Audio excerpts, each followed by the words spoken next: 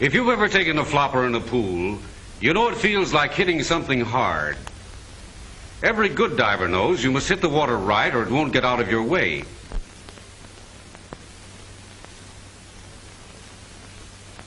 You must make your dive so as to cut the resistance.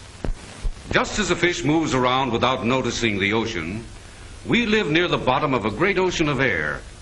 And although 100 times thinner than water, air has a force in motion that is enormous. Air offers a lot of resistance to anything going through it. However, nature makes it possible for birds to fly through the air at speeds that seem out of proportion to the size of their muscles. Science has found that this bird speed is a matter of shape as well as strength.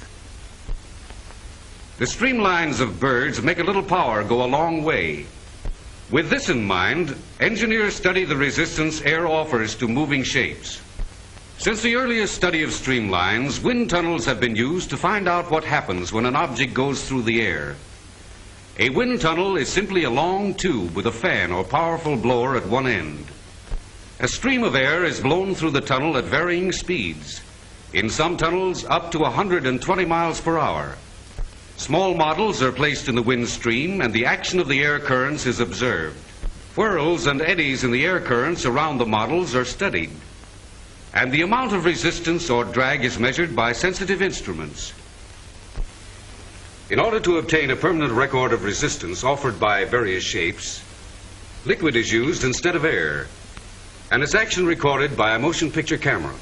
The paddle wheel, powered by a motor, draws the liquid through this center passage and sends it around the outer passages. Slots are used to eliminate whirls at the turns and create an area of even flow. An object is placed in the liquid.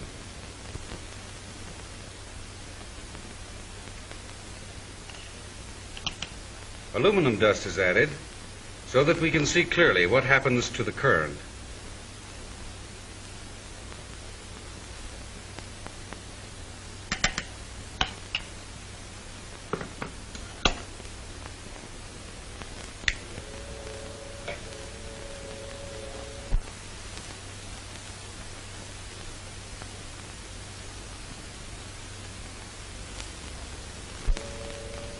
Any form cuts through the liquid as it would through air. This shape is not streamlined. As the liquid strikes the front or leading edge, pressure is built up which causes resistance. Then, as it rolls off the rear, it is thrown into spins or eddies which create a suction behind the body. Regardless of shape, some resistance is unavoidable. As the liquid goes by the shape, its direction of flow is changed, and this change of direction wastes power. By rounding off the corners, this change of direction is made more gradual, so the amount of effort is decreased and resistance is cut down. Making the shape longer and thinner tends to cut down resistance. This decreases the violence of the eddies and reduces the suction in the rear. With an even thinner shape, the liquid flows more easily and there are fewer eddies at the rear.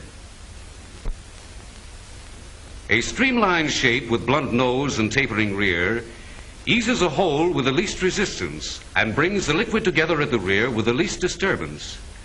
The ideal streamline follows a strict geometric design which engineers call the parabola. The length should be just about 3 times the greatest width.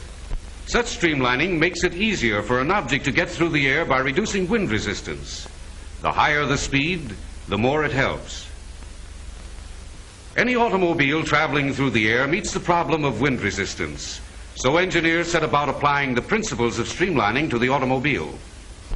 And by rounding the contours and tapering the rear, have smoothed out the flow of air around the body of the modern motor car and smoothed out eddies at the rear. Of course, to a bird, cars today might seem already well streamlined. But as seen by a worm, the modern motor car is anything but streamlined. Yet the bottom of a motor car represents about 20% of the surface and sets up considerable wind resistance. The development of more complete streamlining for motor cars will be the problem of engineers of tomorrow. Someday, this problem will finally be solved. Sometime in the future, the completely streamlined torpedo car may come into use. Elevated highways, wide and level, may let us go 120 miles an hour. But such a torpedo car on our streets today would be entirely impractical.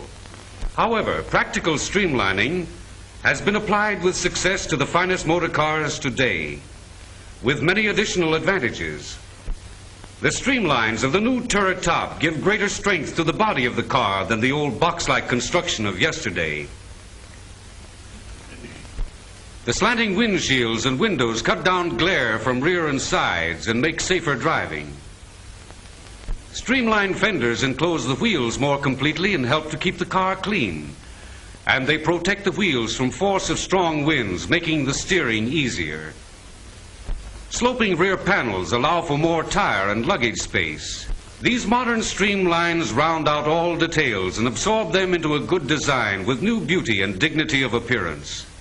This practical streamlining brings to the new automobile increased comfort, quiet, convenience, safety, and beauty. Practical streamlining brings a modern motor car into step with modern airspeed styling, which has real economy and efficiency.